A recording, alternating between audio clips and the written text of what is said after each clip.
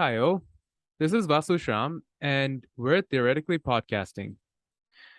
This week is a solo episode, unfortunately, but I will entertain you with some musings about zeta functions, heat kernels, functional determinants, and what these have to do with their actual simple mathematical counterparts. So I'll begin this discussion by describing what the act of zeta regularization means in the context of relativistic free field theories. Then I will go on to try and develop a path integral representation for what the zeta function is based off of a world-line path integral representation of the heat kernel.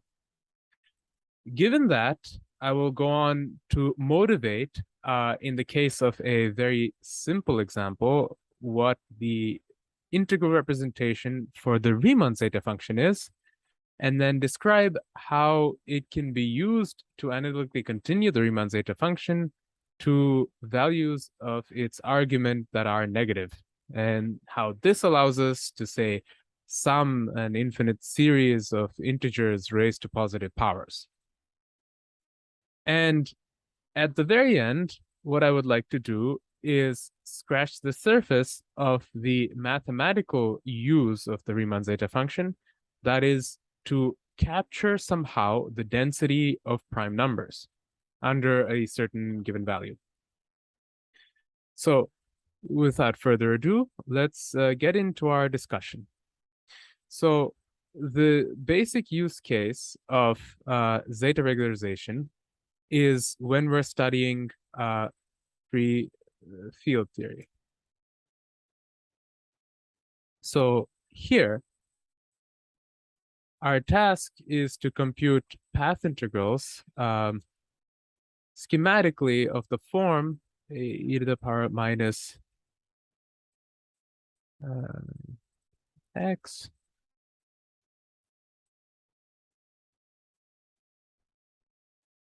Now, the result of this integral will be some version, if phi is a bosonic, of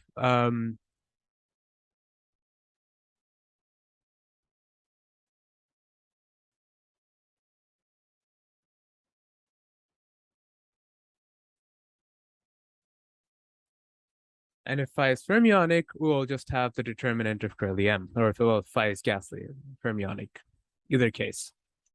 Now, curly M, for the case of bosonic fields, is typically the Klein-Gordon operator. So just to give it concrete form, let's take an example. So I'll label this as an example.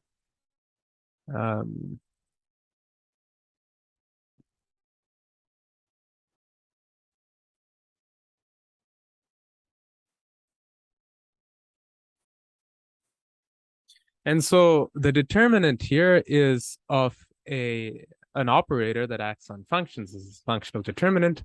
And naively, that object will just diverge by virtue of there being way too many eigenvalues of this thing. So what we want the zeta function to do is the following. We want first to give meaning to the trace of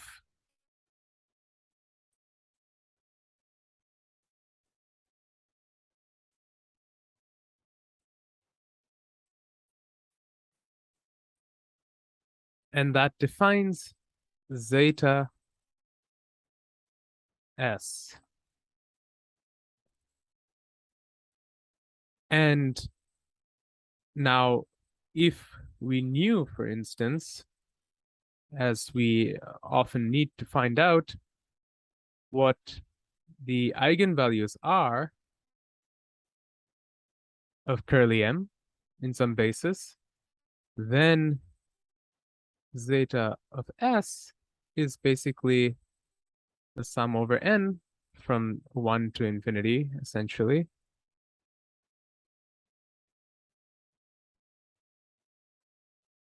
of 1 over lambda sub n to the power s. Now, how does this help us? Well, we can now compute zeta prime of s, which is going to be given by, well, let's use Mathematica to aid us in this. Just so I don't make too many mistakes publicly, I will cheat.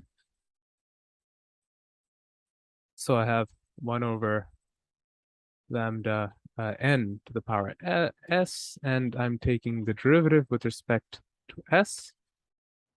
Great. So it's log of lambda sub n divided by lambda n to the power s with a minus sign. And in our regular notation, well, sorry, back here, it's given by log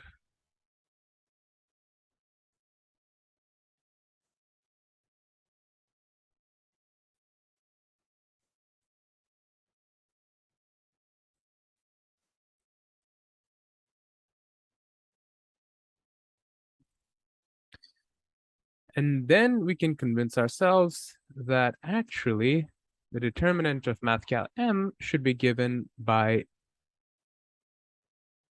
the following expression. So what we need to know is zeta prime, well, there's a minus sign here. So we need to know is zeta prime evaluated at s equals 0. And we basically have the sum of logarithms, which is the logarithm of the product. And then we raise the logarithm of the product, well, we exponentiate the logarithm of the product to obtain just the product over all lambda n, which defines the determinant. So a little bit more slowly, what we want to say is that the sum over n of log of lambda sub n is the log of the product over n, and therefore the exponential of this just defines the product, which is the determinant of the operator of interest. So what we need to know is how to take s to 0 in order to compute the functional determinant. Now, the curious thing is that if we take s to 1, and what we find is something that looks like the trace of the propagator, which is 1 over curly m. And if we could liberate this expression from the trace, perhaps we could just calculate the propagator.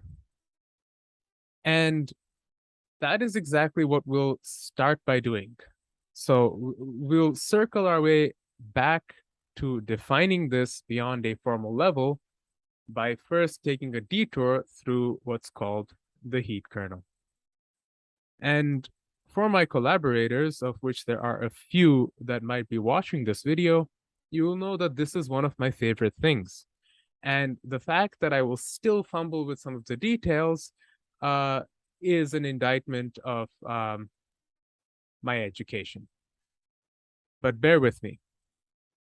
The heat kernel is basically the object K, and now I'll give it some indices, which now are sort of space dependent, but the indices are its dependence on points x and y, and it is defined, this is the heat kernel for operator curly m. It's defined in the following fashion.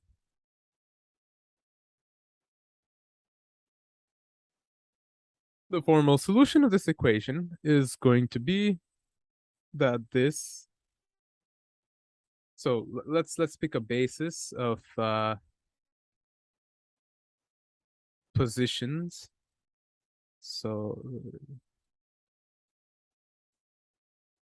in this basis, we have some expression for curly m, and the heat kernel is just the exponential. Now, in order to say compute the propagator,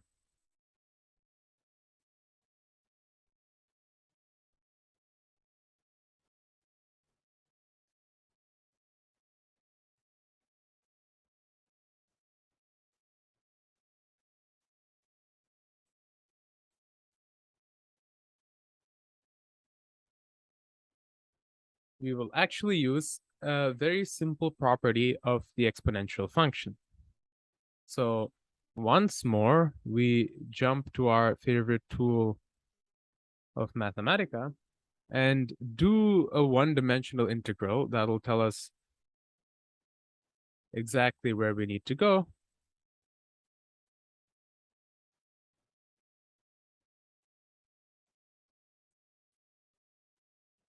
Great. So with some conditions on M, which in the operatorial case will be the ellipticity of the operator curly M, we have that the integral from 0 to infinity of the exponential minus Tm computes 1 over M. And so jumping back to our infinite dimensional generalization, sorry about that, what we'll see is that we can compute this as the integral over this variable t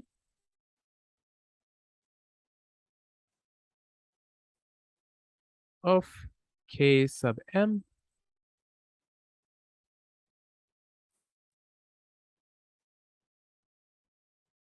Great. And now, here's what we'll do. We'll ask what the trace is of this object, at least this object. And the trace is going to involve an integral over all of space where we take km at x equals y. And in addition to that, it'll involve a normalization factor of 1 over t to the power dimension over 2. In other words,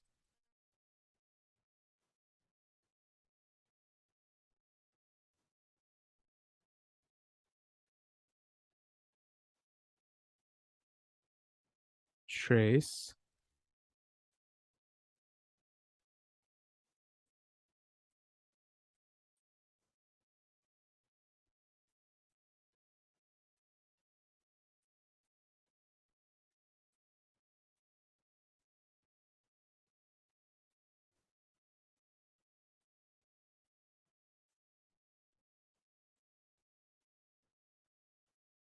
sorry. I didn't mean to do that. What I meant to do was define the trace in terms of the diagonal heat kernel. Now, this normalization by the factor t to the power d over 2 has to do with the specific structure of the expansion of k around x equals y. So k, in addition to this, is subject to the following boundary condition. So it's k sub m of x, y, t at t equals 0 is the delta function. So as you can imagine, in order to make sense of an expansion in small t, one needs to account for various distributional factors, and this is known as the Seeley-DeWitt expansion. And I won't go into those details as of yet, but it's worth knowing what the trace operation means. And so we're getting closer and closer to defining what's going on here with the zeta function, but it would be nice now to just muse a little bit about how the heat kernel, as it's defined right here, in terms of its formal expression, when curly m is identified,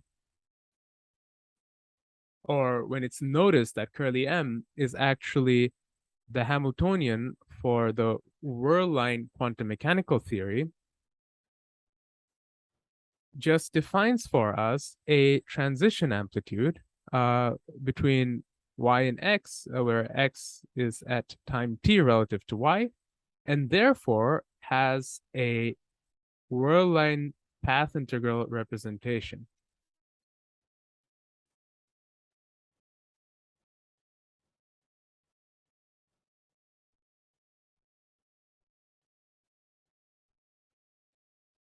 And what's interesting is that just this actually is an integral from x naught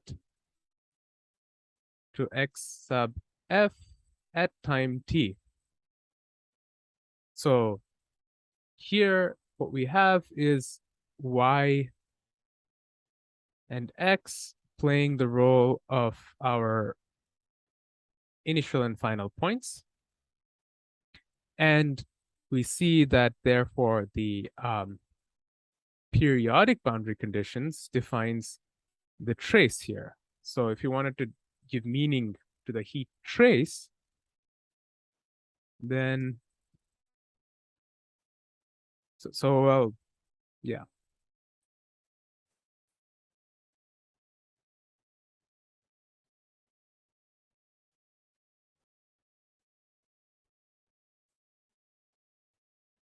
So this is the diagonal heat kernel. I've just briefly switched from t to beta because in order to compute this, we're actually going to have to take within the path integral periodic boundary conditions.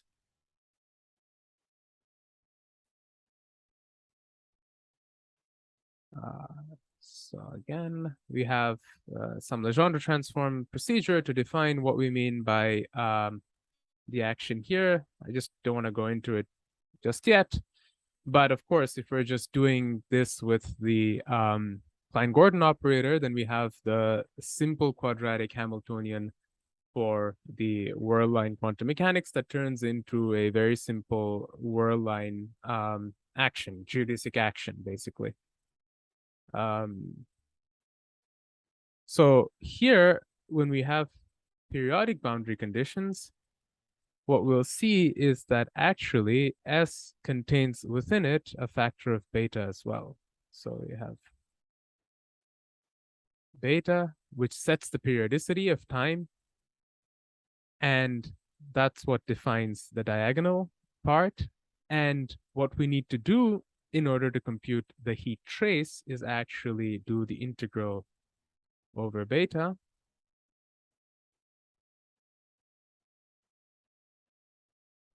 Well, sorry, we need to do the integral over x and have beta raised to an appropriate value.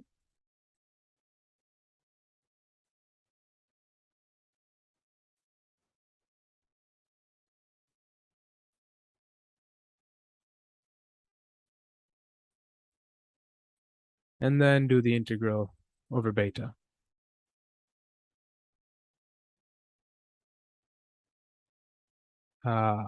Yes.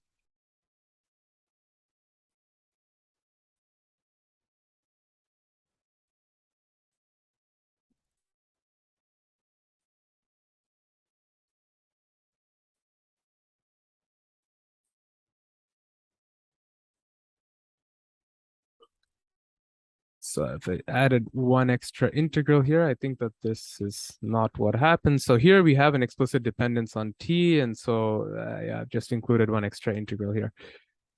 So that's what it means to take the heat trace. And further integrals of the heat trace with respect to time or inverse temperature will actually define the rest of the objects that we're interested in. So we're just developing a physical picture for what's going on in the mechanics of the zeta function. So let's continue staying very formal. So this I'll headline just so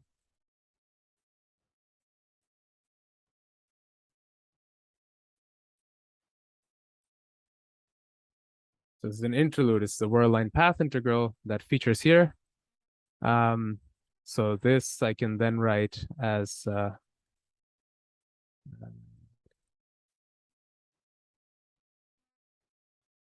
It's an integral over our boundary conditions.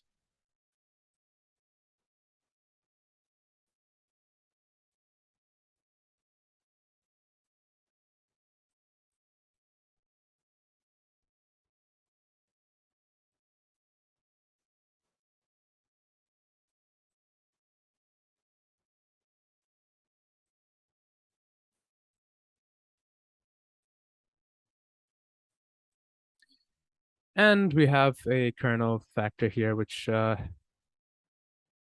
explicitly involves beta.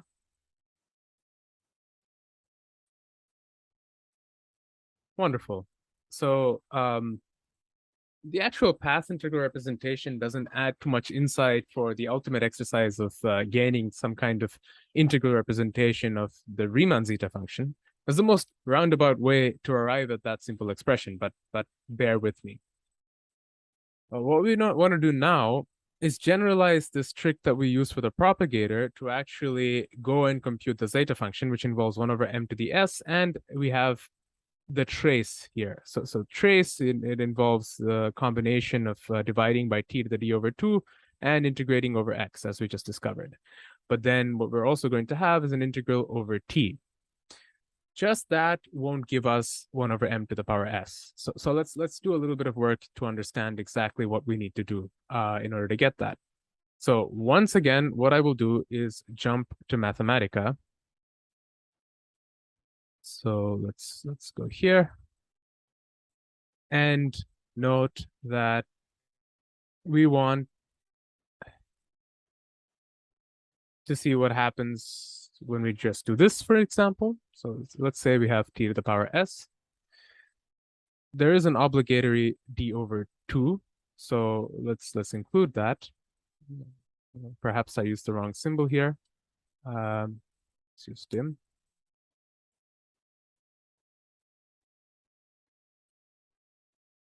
So in order to get m to the power s, I just need to exclude this and just have 1, it seems. And then I need to divide by s minus 1 factorial.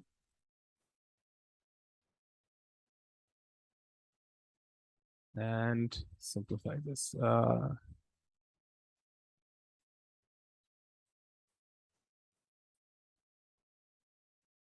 Great.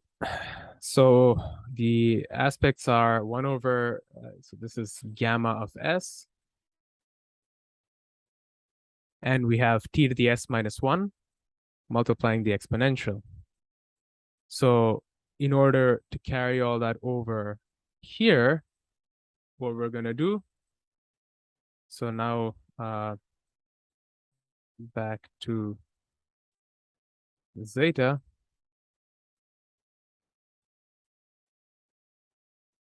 we first start by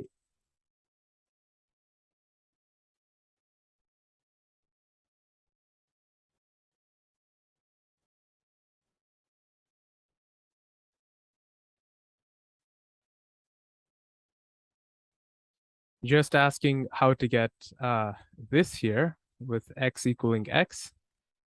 And the result seems to be that we do an integral dt from 0 to infinity of k of x t.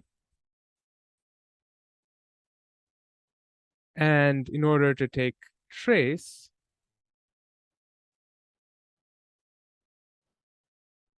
well, with an additional factor of t to the power s minus 1 divided by 1 over gamma to the s.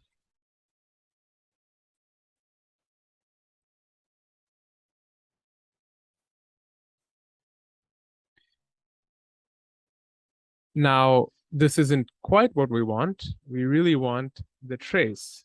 So it's going to involve something more intricate.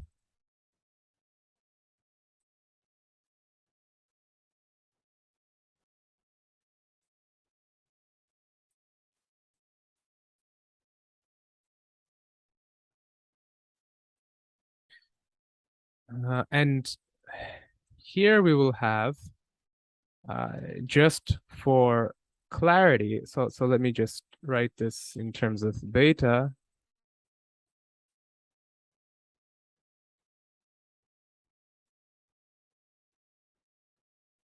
So I'll write this integral expression, which will later actually give us the true expression for the Riemann zeta function.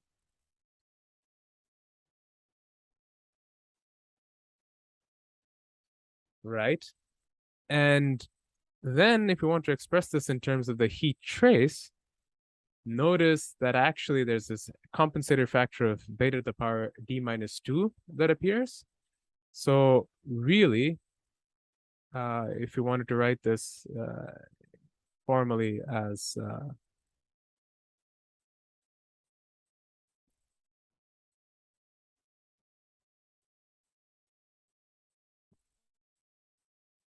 we have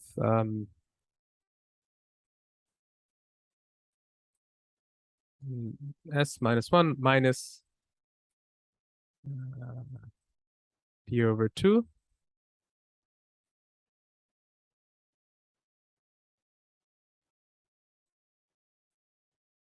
So we also have the integral over all of space. And then we have our heat trace. So we have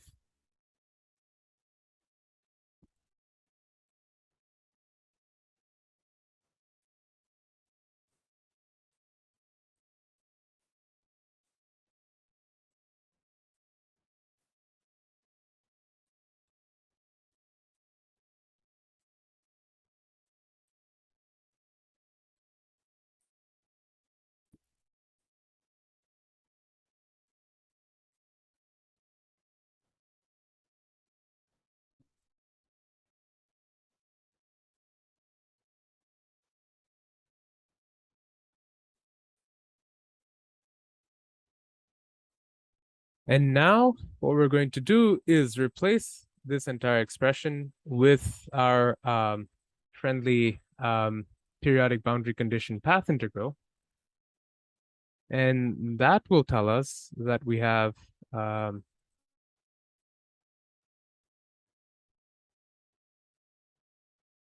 following funny expression.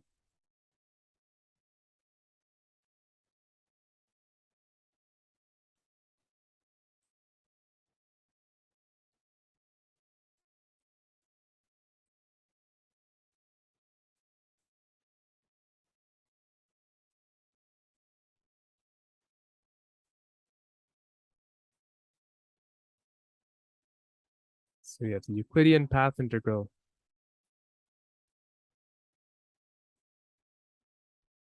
So this is the S associated with the operator M, x dot x, and beta. So we've actually managed to find a promised path integral representation for the zeta function.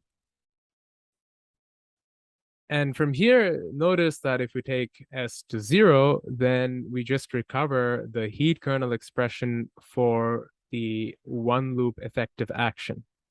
This goes to 1, this goes to 0. We have the 1 minus d over 2 aspect. So I think, yes.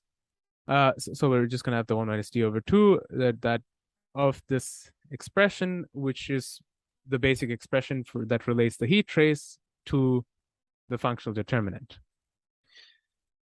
Now, the form that's a little bit more enlightening for the purpose of what we'll do later is to actually just keep this expression in the form of the trace of minus e to the beta times whirl line path integral.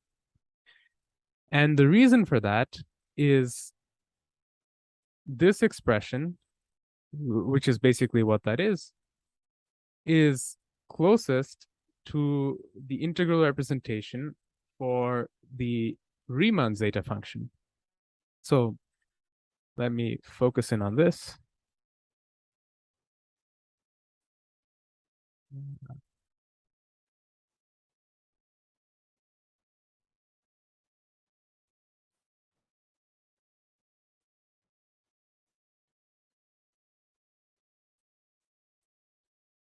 So say we had a theory for which lambda, well, say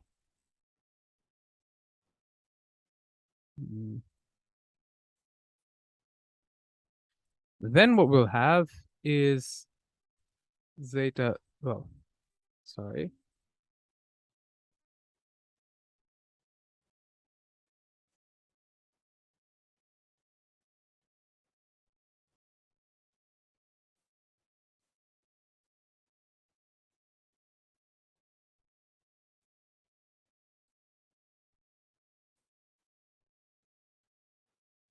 So I think that I've made a mistake about the sign of d over 2 here. I suppose that it's a plus, so as to ensure that there's a cancellation between this d over 2 and the d over 2 appearing in here.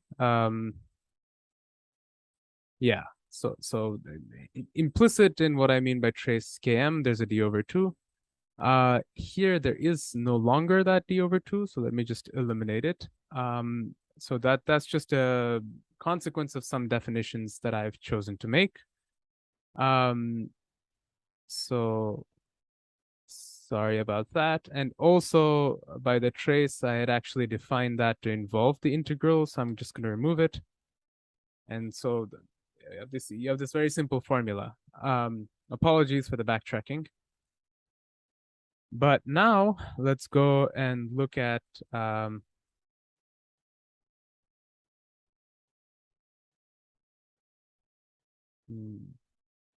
so we have an m which we then write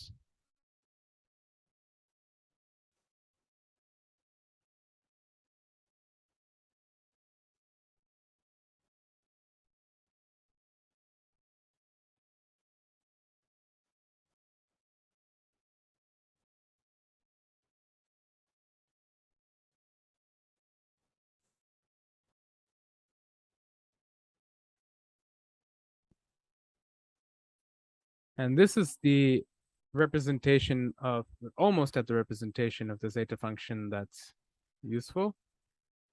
And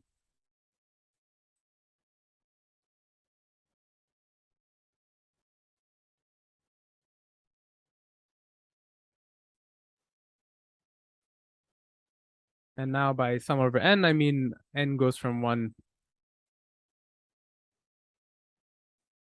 to infinity.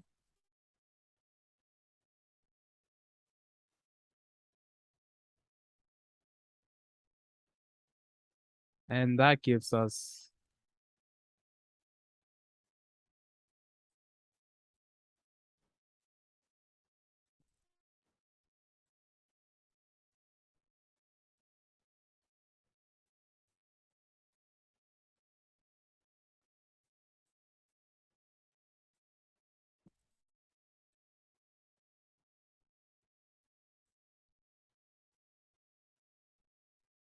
and this can further be simplified in terms of the hyperbolic sign. So well, let's just make sure that we've got the right signs over here. So this is a plus, and we have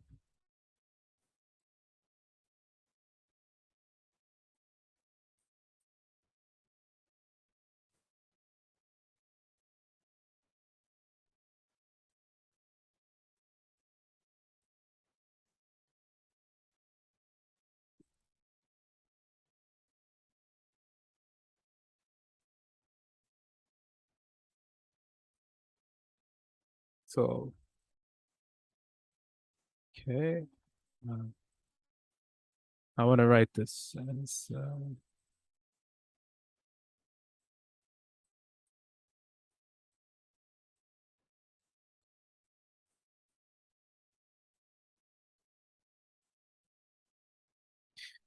and note that in all of this, the integration bound is from 0 to infinity. And what is the upshot of finding this representation of the zeta function? Well, what we need to do is make sense of it at s equals 0. So how we do this is to subtract off the leading small t behavior and then sort of add it back. So first we rewrite this this object.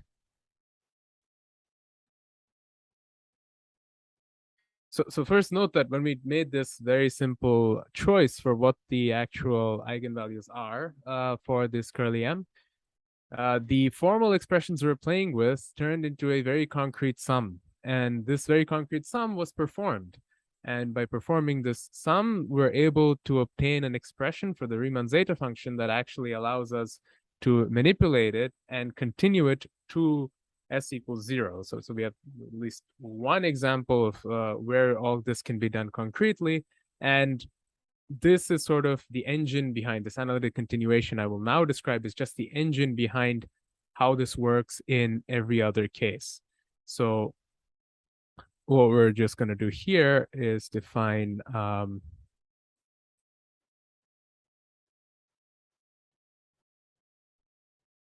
over beta.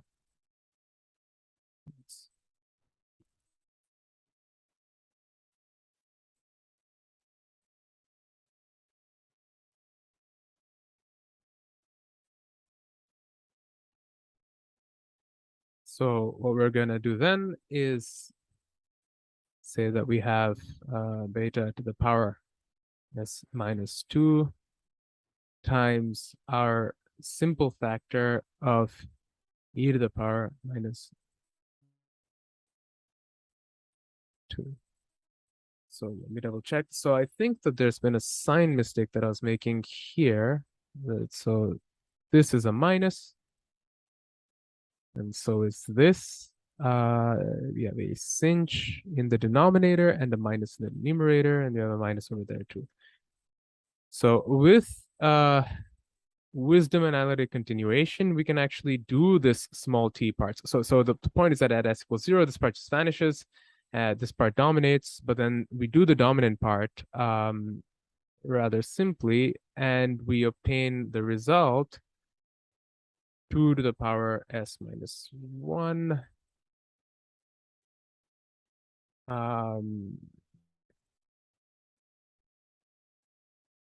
divided by s minus 1. And so when we evaluate this at s equals 0, we're just going to find a minus a half. So the crazy thing about this is that we can now say that 0 was minus a half. And then if we wanted to compute this functional determinant, we also know that zeta prime of r at 0 is going to involve now minus a half logarithm of 2 pi.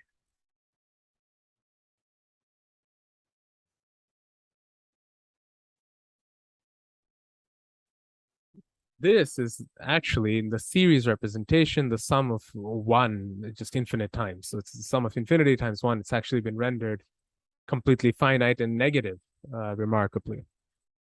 Similar tricks to go to s equals minus 1 will give you the sum of all integers to be minus 1/12. So this is the crazy thing that we've done is given a flexible representation for what's otherwise a tricky infinite sum, especially in the case where we take s to negative values. And we arrived at this expression by playing with the heat kernel. So we're basically playing with this object in the case where we have some linear spectrum, for instance, for the harmonic oscillator. So this was a fun way of getting from formal manipulations of functional determinants to a concrete representation of the Riemann zeta function, especially in the case for the zeta function's non obvious value, so where the sum just doesn't converge.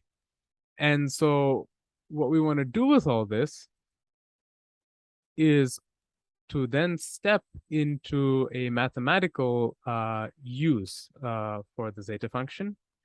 And in particular, to have any hope of understanding those mathematical uses, we need some feel for a different representation of the zeta function. And Euler showed us what this different representation actually is. So Wikipedia has a wonderful article about Euler's proof for the product formula for the Riemann zeta function. Now, the idea is to write this sum in terms of the product over primes of 1 over 1 minus prime to the power minus s. So that written out explicitly will look like this. And the engine behind this repackaging is the fundamental theorem of arithmetic that states that all primes, all numbers but 1, can be written as a unique product of primes. And the proof, is the sketch of the proof, is the one that I understand best because it utilizes this fact very well. And what they do is to sieve the sum. So what that means is you start by taking zeta of s, you start by dividing it by 2 to the power s, and then subtracting the result. That's a great way to remove all elements that have a factor of 2. Because you see, you have all these excessive factors, and you subtract it, so you remove every element that has a factor of 2 raised to whatever power. Then do this with 3, and subtract the result. And then you remove all elements having a factor of 3 or 2 or both, because 6 has a factor of 3 and 2 and so on. Now do this with every prime and play the same game. And what will be found is that the right-hand side reduces to 1. And that's just a consequence of the fundamental theorem of arithmetic. So then zeta can be written as 1 over 1 minus prime to the power minus s, where we take a product over all the primes. So this is how the zeta function has some chance of knowing something about the density of prime numbers. And we will further this line of discussion next week with our guest, Raiz Lorgat, who is a mathematical physicist pursuing his PhD at the Perimeter Institute for Theoretical Physics. So for now, I can share some additional aspirations I have and maybe some motivation as to why I was trying to find these funny path integral representations for the zeta function. Now, clearly, it isn't that helpful for much, but there is a context, another kind of generalization of this idea where it can be made immensely useful. And this was a context that I was only recently made aware of by finding these lecture notes, respectively by David Ruel and Mark Policott, on what are known as dynamical zeta functions. These appear in the context of dynamical systems.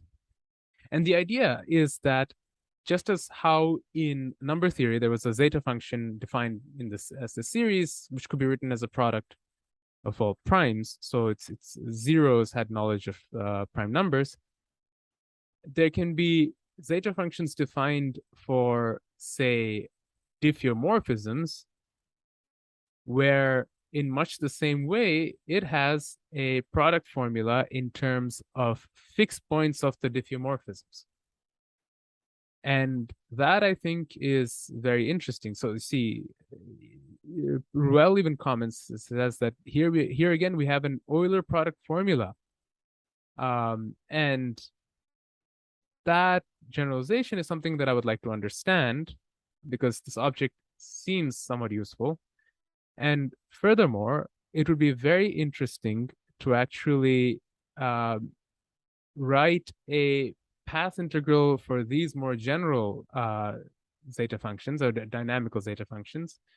And the reason I believe that has some chance of working is because there is an entire field of study of stochastic path integrals, where when one takes the noise to zero, so it just removes the noise average, then it reduces to the calculation of a transfer operator within the dynamical system unperturbed by noise.